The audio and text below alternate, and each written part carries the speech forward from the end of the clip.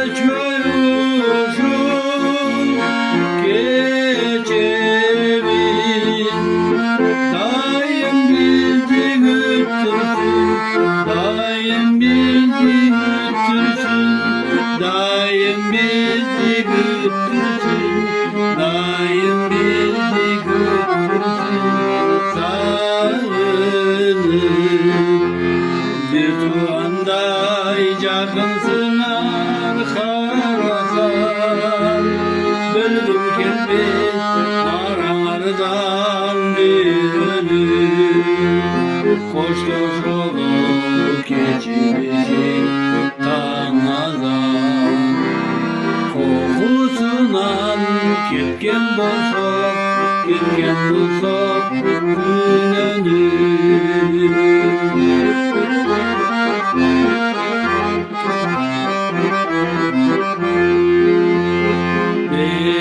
Bilir ki biz yaşadık bu muhtay,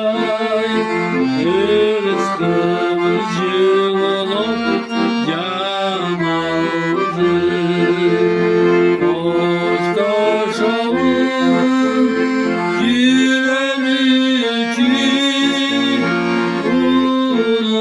unutmay, dostu cana zikri, dostu cana zikri, dostu cana zikri, dostu cana zikri adamdır.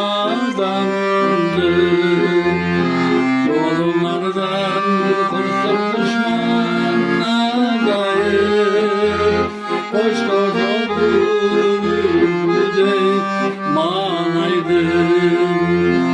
Bülkül bösen ormadan sarkarım, daim carık bolularım, bolularım kalaydın.